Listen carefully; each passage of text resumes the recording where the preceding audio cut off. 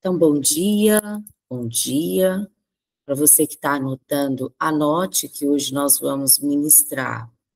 Nós estamos em Mateus, Evangelho segundo escreveu Mateus 2, e nós já estamos no versículo 19, tá? Então, anota aí. Mateus 2, 19, e a gente vai reiniciar hoje daqui, a volta do Egito. Como eu disse, Mateus, ele escreve aos judeus, e o intuito é provar aos judeus que, de fato, Jesus é o Messias escolhido. Portanto, ele vai usar com muita frequência a expressão para que se cumprisse. E nós, em 2 capítulos apenas, já vimos para que se cumprisse 5 vezes, em 2 capítulos apenas. Então, para que se cumprisse, Jesus veio de uma virgem, para que ele se cumprisse, ele foi gerado em Belém, para que se cumprisse, Deus o chama do Egito, para que se cumprisse, houve um grande choro em Ramá, para que se cumprisse, ele esteve ali também em Nazaré, e para que se chamasse de Nazareno. Pronto. Olha, não deixem de escrever isso. Isso são profecias messiânicas que são trazidos à existência por Mateus para que se provasse que os judeus não precisavam esperar outro Messias, que Jesus de fato era o Messias de Deus, tá? Então isso é importante e eu acredito que vocês anotarem isso torna ainda mais evidente o propósito do Evangelho, segundo escreveu Mateus, esse primeiro Evangelho sinótico. Vamos continuar a leitura. Depois que Herodes morreu, o anjo do Senhor então apareceu num sonho a José no Egito e disse: Levante-se, pegue a criança, sua mãe, e volte para a terra de Israel, pois as pessoas que queriam matar o menino morreram. Então José levantou, pegou a criança, sua mãe, e voltou para a terra de Israel. Mas quando ficou sabendo que Arquelau, filho do rei Herodes, estava governando a Judeia no lugar do pai, teve medo de morar lá. Depois de receber num sonho mais instruções, José foi parar a região da Galileia e ficou morando numa cidade chamada Nazaré. Isso aconteceu para se cumprir o que os profetas tinham dito: o Messias será chamado Nazareno. Na verdade, nós vamos começar hoje Mateus 7, 3. Então, isso que eu acabei de ler, se vocês tiverem alguma dúvida, mas isso que eu acabei de ler, eu já tinha lido ontem. Então, é só ver o programa de ontem que vocês vão ser ministrados acerca disso. Então, retificando, né? Coloquem aí que nós vamos hoje. Deixa eu só colocar para cá para vocês acompanharem sempre o que eu digo. Pronto. A gente acompanhar para que se cumprisse. Que nós vamos começar hoje Mateus 3, na verdade. Então, vamos ler. Mateus 3. Naquele tempo, João Batista foi para o deserto da Judéia e começou a pregar. Eu já quero começar aqui, tá bom? Vamos pensar nisso juntos. Alguém, quem? João. Quem é João? O amigo do noivo. Ele é considerado o amigo do noivo, aquele que preparou o caminho do noivo. João, o amigo, foi a um deserto pregar. Eu lembro que o meu chamado ministerial, eu estava dentro de um ônibus, eu estava indo pregar numa igreja, eu era muito nova ainda, eu comecei a pregar muito cedo, e eu estava pegando o meu terceiro ônibus para chegar a essa igreja para pregar. E esse terceiro ônibus era muito complicado, porque era um ônibus muito sem nenhuma condição. E a estrada não tinha asfalto, era uma estrada que eu estava a pular dentro do ônibus, mesmo muito complicado o lugar onde eu estava indo pregar.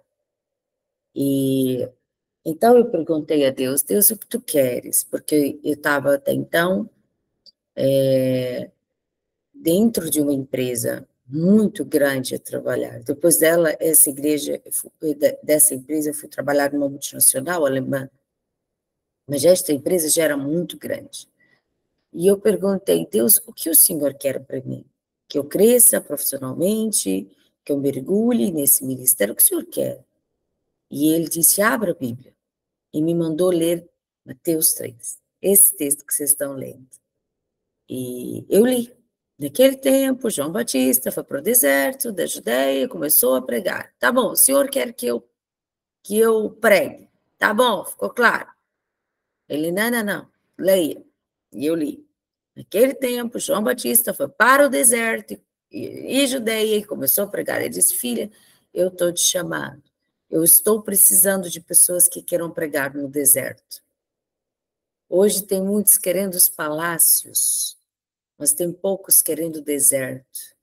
Eu estou precisando de amigos como João, pessoas dispostas a estarem em um deserto para falar do meu nome. Então, hoje nós vemos muitas pessoas, e inclusive eu estou falando do gospel, não do cristianismo, porque gospel e cristianismo para mim são duas coisas antagônicas. Tem muitas pessoas dentro desse ambiente que dizem, eu quero pregar, mas não querem pregar no deserto, querem escolher onde pregar. Eu quero pregar se e somente se for um lugar assim, assim, assim, e começamos a selecionar onde pregar. Eu não estou falando, e isso eu falo agora como pessoa que já está há mais de 20 anos a pregar, algumas igrejas, e boas igrejas, eu já fui pregar em igrejas que num dia chamam pregadores que eu sei que os cachês são altíssimos e no outro dia querem te levar e não te dar nem um copo com água. Eu não estou falando disso. Mas eu estou falando de igrejas que não têm mesmo condições nenhumas e não vão levar. Eu estou falando de lugares, eu estou falando de pessoas, eu estou falando de ambientes, de pessoas que não têm como. Eu não estou falando de igrejas que podem, fazem, mas selecionam. Já que não cobra, vamos trazer uma que cobra muito. Temos 3 dias de evento. Vamos trazer uma que o cachê é alto e depois pegamos alguém que não tem cachê, que é o meu caso, e então trazemos e funciona porque todos gostam, vai ser uma bênção, tem o dom, tem a palavra e começam a explorar o seu dom. Isso é muito feio, muito feio. E se eu olho um cartaz e vejo isto, eu efetivamente não vou. Não vou. Porque as pessoas acabam, depois de 20 anos de ministério, eu consegui ver claramente que muitas pessoas, eu estou falando de lideranças corrompidas, que querem fazer grandes eventos e te usam para isto. Eles não estão nem aí. Eles querem lotar a igreja, eles querem simplesmente números, eles não estão nem aí, eles só querem isto. Não estou falando deste tipo de ministrações, não estou falando disto. Hoje, com a graça de Deus, eu me tornei muito seletiva sobre onde ir, até porque hoje, para eu ir é muito difícil, não é? Então eu atendo 40 pessoas, às vezes mais, esta semana eu estou a atender 42 pessoas para dentro da terapia, sou terapeuta cristã, eu sou pastora da minha igreja local, né? Eu sou escritora e eu tenho muito a escrever, eu preciso fazer um lançamento ainda este ano, então a minha vida é muito corrida. Então, para hoje eu sair da minha igreja local para ir ministrar em outro lugar, eu tenho que saber que aquilo ali é reino. Se eu perceber que não é reino, eu realmente não vou. Então, algumas igrejas a gente percebe isto, mas quando eu comecei o ministério, era muito claro que Deus estava a me chamar ao deserto. E eu estou vivendo isto todos os dias dentro do meu ministério, dentro da igreja apostólica relevante, dentro de algumas escolhas que tenho feito. Pregar em um deserto é você abrir mão de palácios, de glórias, de fama, de honras, de tudo. E tu só te importas com uma coisa, que ele cresça, como disse João. Eu não sou digno de desatar a sandália dos teus pés. Nós precisamos de homens e mulheres de Deus que querem pregar Jesus para que ele cresça. Pessoas que não se importam com o seu nome, mas importam-se com o nome dele. Pessoas que não se importam em fazer a sua glória, mas em dar a glória a ele. Pessoas que não estão se autopromover, Algumas pessoas vão aos altares e dizem, se eu sou homem de Deus, tu vais fazer isto. Parece que querem a eles a glória, eles querem ser o foco. Olha, eu estou a fazer isto porque sou muito mulher de Deus, eu sou muito homem de Deus. Mas a mulher de Deus não precisa dizer que é a mulher de Deus. Os frutos revelam que é a mulher de Deus. Homem de Deus não precisa estar a dizer toda hora, sim, eu sou, se colocando ali naquele lugar, porque se somos, os nossos frutos revelarão que somos. A Bíblia diz que os frutos revelam quem a árvore é, pelos frutos conhecereis a árvore. Então, na verdade, eu sou conhecida e reconhecida por aquilo que me precede, pelos meus frutos. Então, Deus está à procura de homens e mulheres de Deus que estejam dispostas a lutar para que o nome dele seja conhecido, para que ele seja pregado no deserto e não apenas nos palácios. Eu não digo que os palácios não precisam ouvir Deus, mas a gente parece que está sempre a querer os palácios. Eu me lembro que quando Deus me chamou, então eu escrevi uma canção. Eu tenho um relacionamento com Deus de muitas vezes cantar o que Deus me pede ou eu estou a viver. E nesse dia Deus me deu a música Oásis, que diz, eu vou cantar um pedaço para vocês. Eu disse, passo pelo deserto, passo pelo vale, mas sei que estás perto, cuidas de mim. Prefiro o deserto contigo que os palácios sem ti, pois no deserto és oásis para mim. Então eu disse a ele, eu prefiro o deserto contigo que os palácios sem ti, porque no deserto tu és um oásis para mim. Esta música nasceu por causa deste chamado de Deus. Eu disse, sim, eu vou passar pelos desertos, eu vou passar pelos vales, mas tu cuidas de mim. E eu prefiro os desertos contigo que estarem em palácios onde o Senhor não está. E desde então, Deus sabe que eu já tive várias. Obrigada, Lúcia. Deus sabe que eu já tive várias oportunidades de estar em palácios e a viver o gospel, e eu sempre os rejeitei. Eu não quero atalhos. Se Deus me quer em algum lugar, Ele vai me levar, mas se Deus não me quer, Ele não vai me levar. E eu deixo o Espírito Santo conduzir o meu ministério. E se Ele me quer nos desertos, é nos desertos que eu vou estar. Então, minha primeira palavra para ti, logo pela manhã, é: queira estar onde Deus quer que você esteja. Queira estar Jesus nos desertos, nos palácios, se Ele te mandar, mas se não é, se é nos desertos, que seja nos desertos. E veja qual era o teor da pregação. Ele começou a pregar, arrependa-se dos seus pecados. A pregação não era coach. João Batista não se levantou como um pregador motivacional, dizendo 10 passos para você prosperar, 10 passos para você dar certo, 10 passos. Nós estamos vivendo um tempo de grande perseguição àqueles que realmente querem pregar a palavra do arrependimento. Muitas pessoas andam a rejeitar esta palavra. Nós recebemos um conselho de uma pessoa dentro da nossa igreja local. Olha, pastora, querem ver a igreja crescer, precisam mudar este tipo de pregação. Vocês pregam muito o arrependimento. Isto já está ultrapassado, já não se prega estas coisas.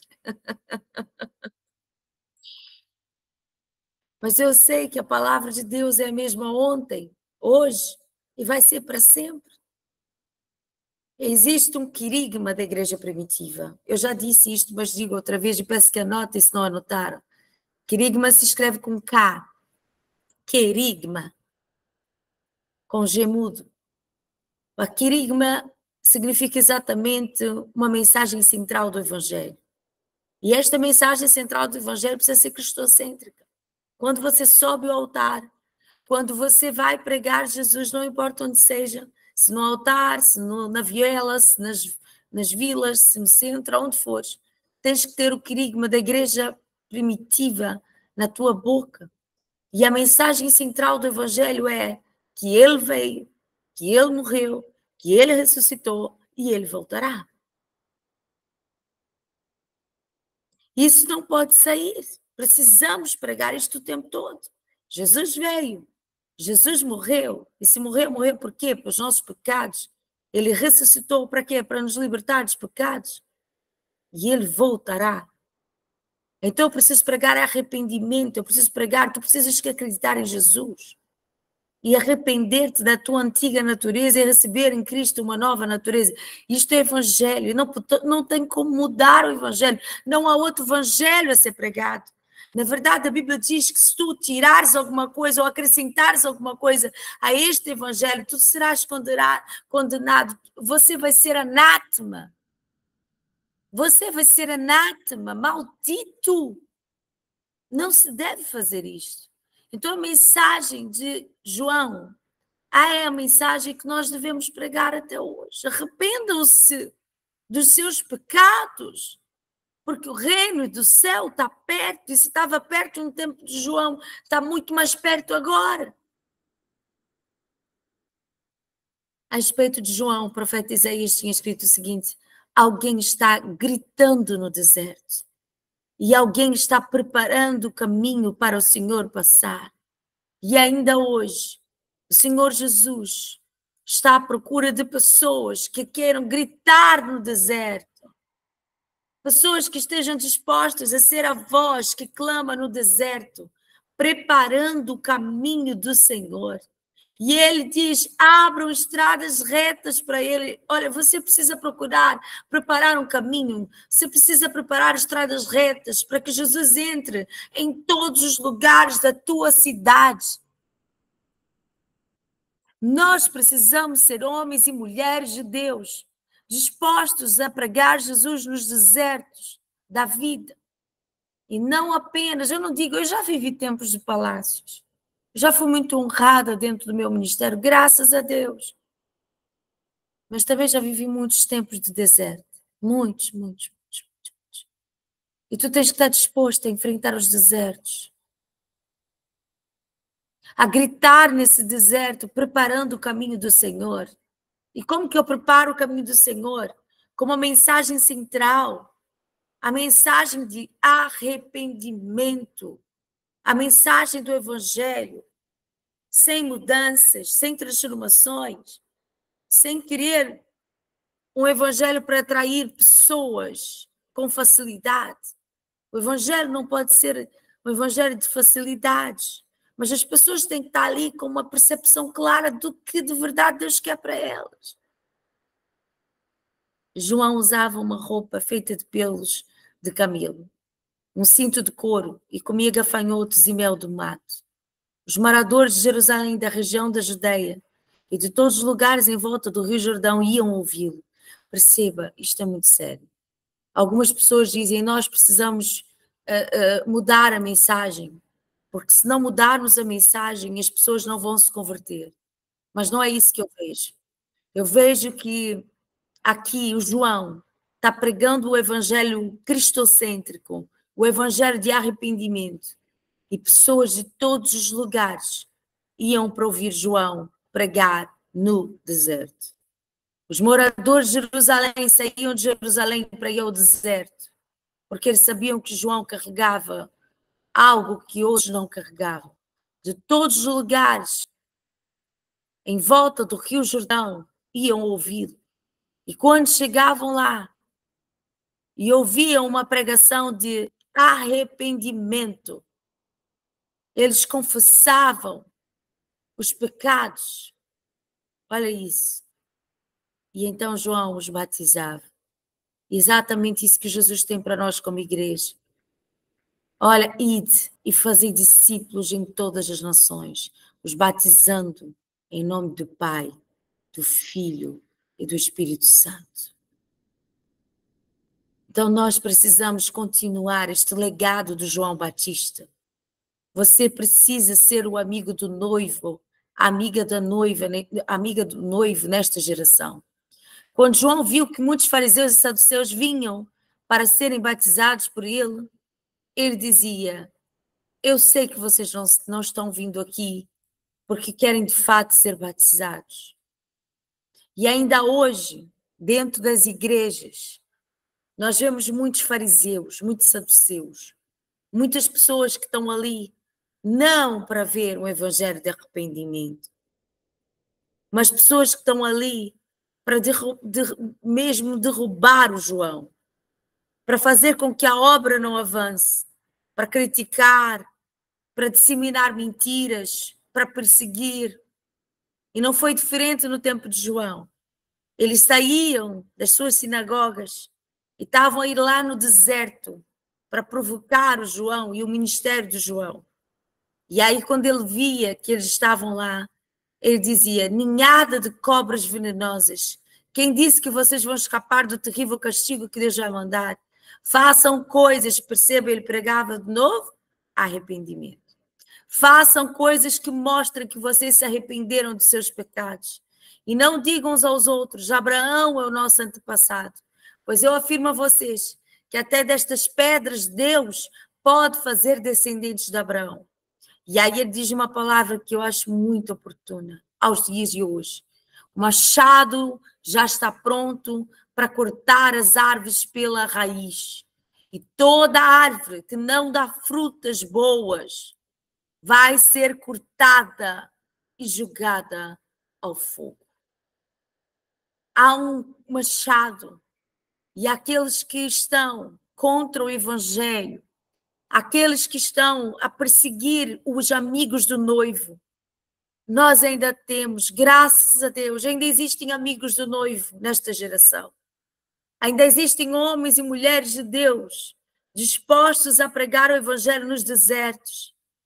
E todos aqueles que se levantam para perseguir, para derrubar este noivo, estes amigos do noivo, este evangelho cristocêntrico, o João, aquilo que João está dizendo é para nós, é para eles esses dias também.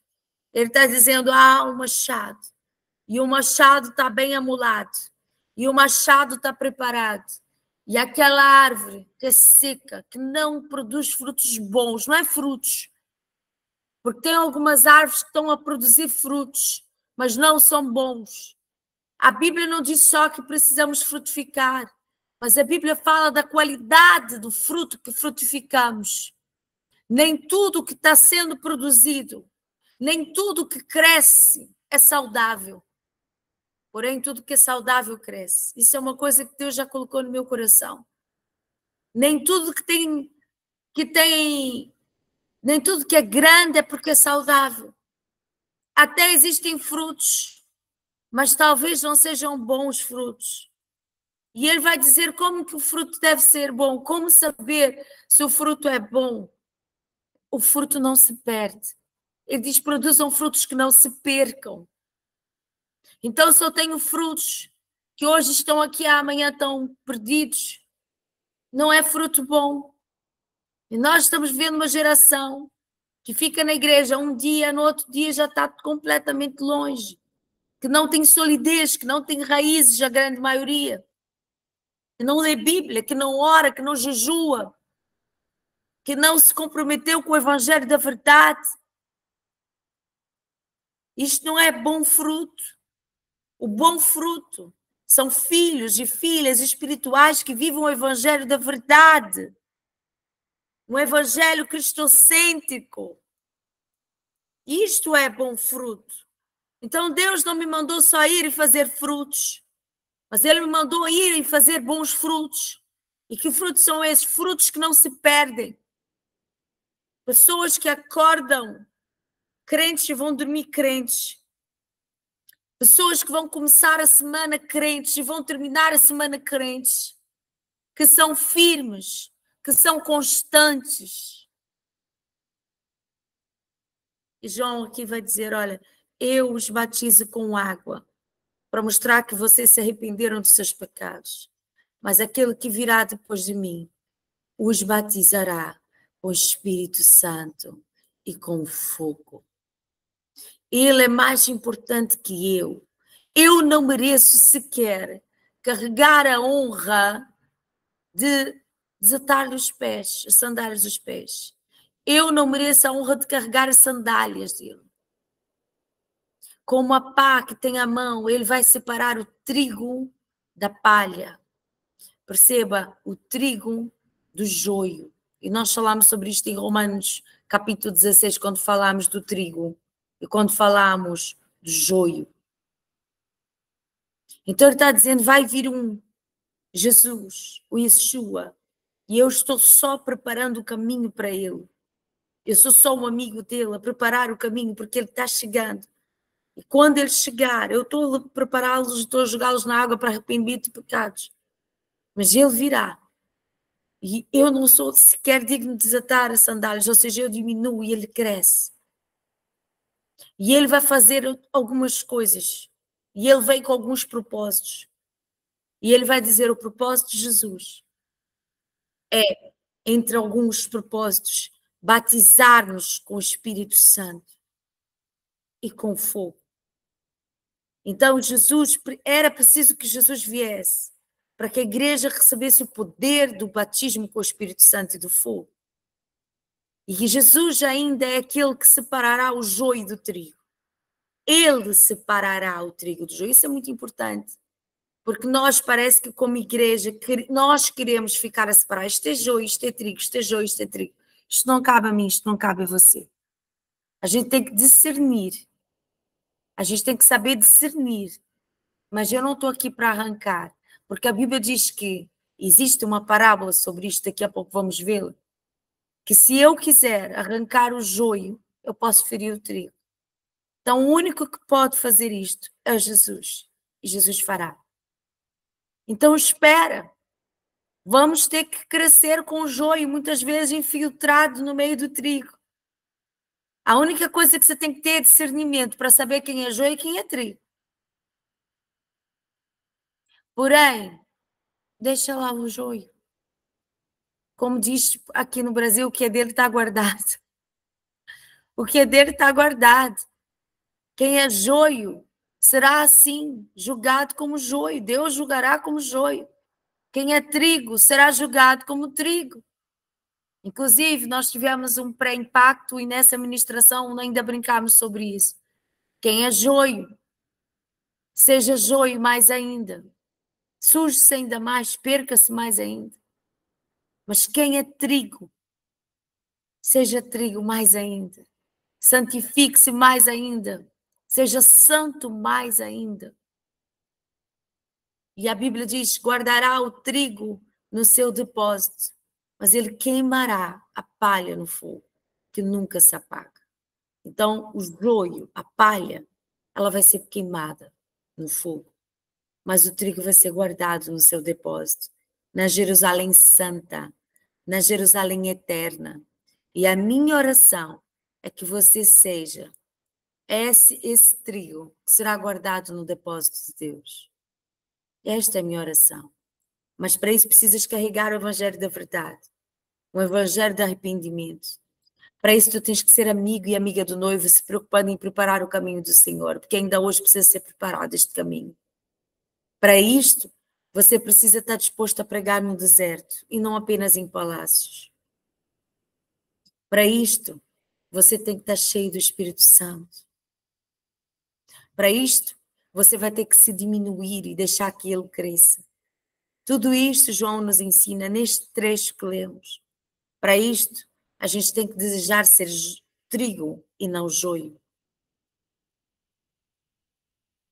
Naqueles dias, então, Jesus foi da Galileia até o Rio Jordão para ser batizado por João.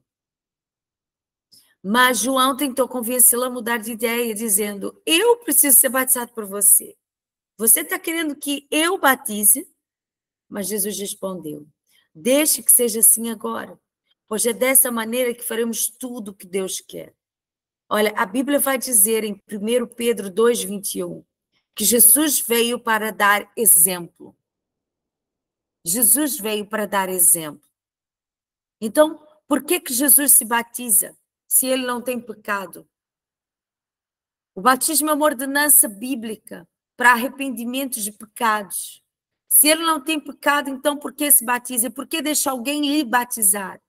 Para deixar exemplo. Porque nós devemos viver esta ordenança bíblica do batismo.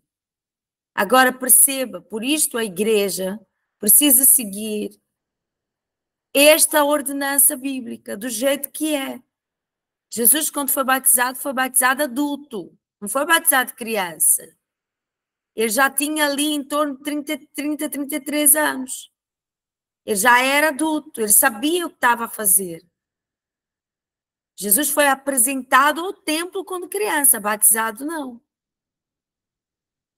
E Jesus foi batizado por imersão no Rio Jordão. Não jogaram água à cabeça, ele foi mesmo mergulhado naquele Rio Jordão. Então, por isto, como igreja apostólica relevante, nós cremos no batismo por imersão.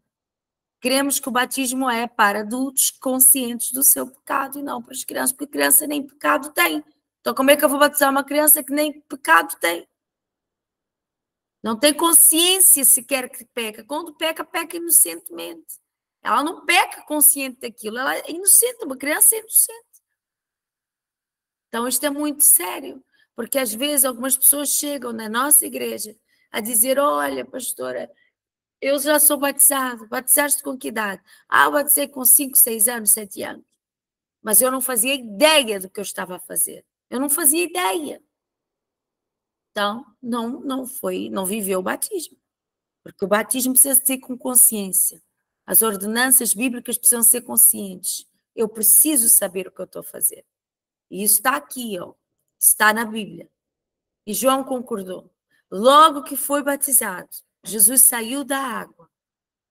E aí o céu abriu.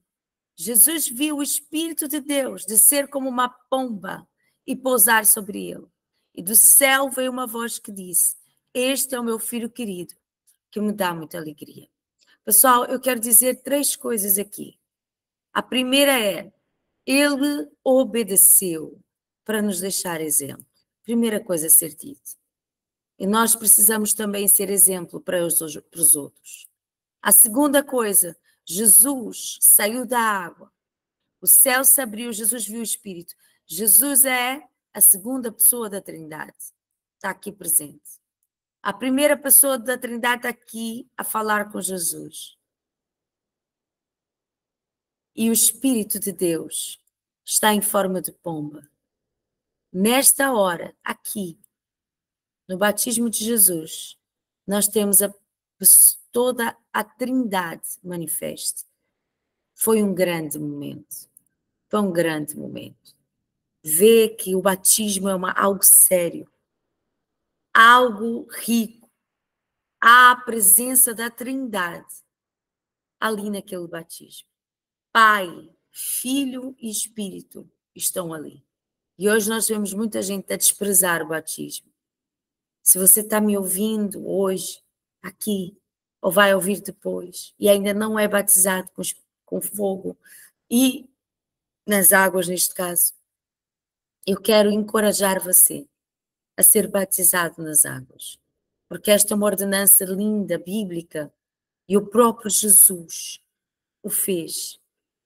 E ali é tão amado por Deus este ato, que a Trindade apareceu ali para validar o ato de Jesus. E Jesus vai ouvir: este é o meu filho querido que me dá muita alegria. E eu me lembro que desde muito novinha, quando eu li isto, eu disse ao Pai: Pai, eu também queria ouvir isto. Papai, eu também queria ouvir o Senhor dizer que eu sou uma filha querida que te dá muita alegria. Papai, eu também queria ouvir o céu aberto e ver o Espírito vir sobre mim. Eu também queria ouvir a tua voz a dizer: tu és uma filha muito querida que me dás muita alegria.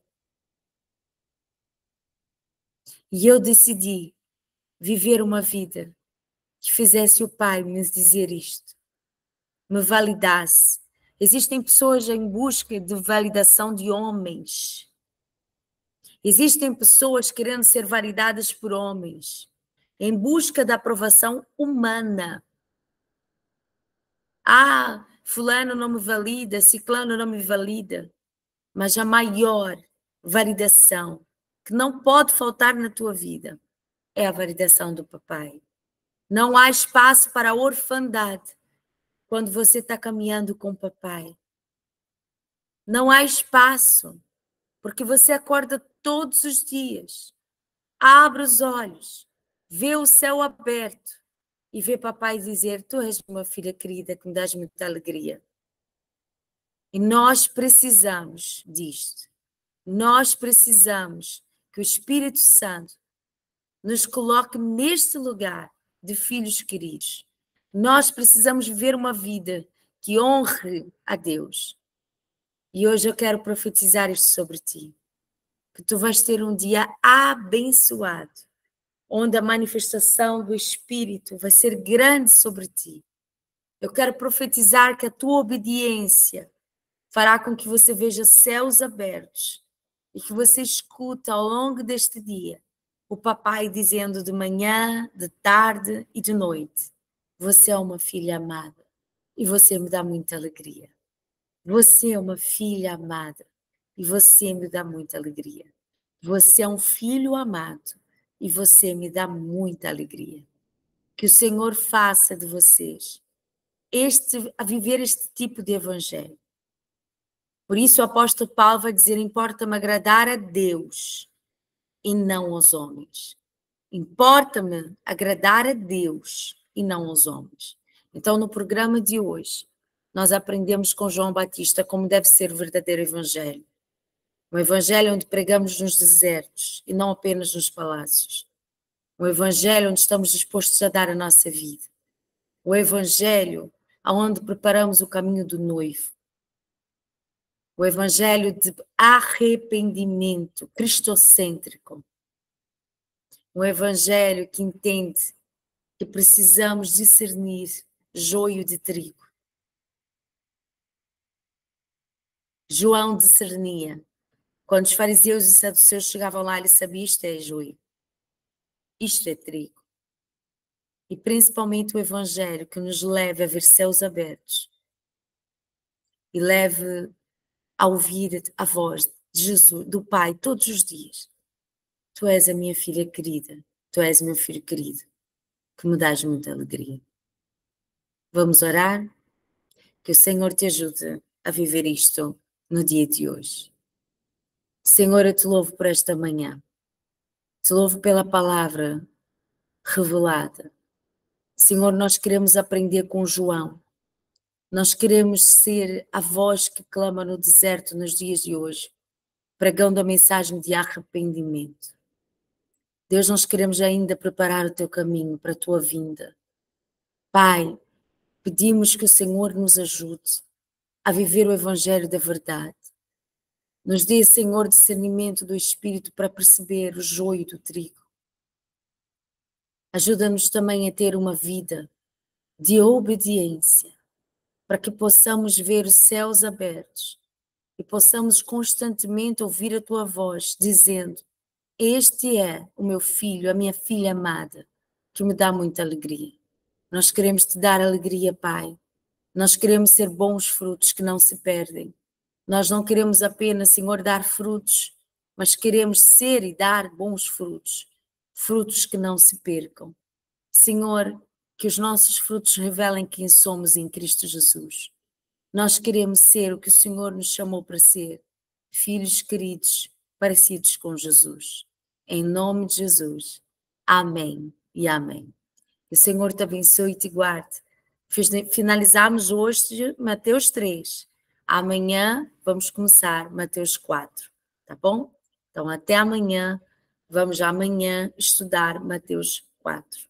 Um beijinho, um bom dia e que tenha um dia lindo que diga: eu tenho prazer em ti.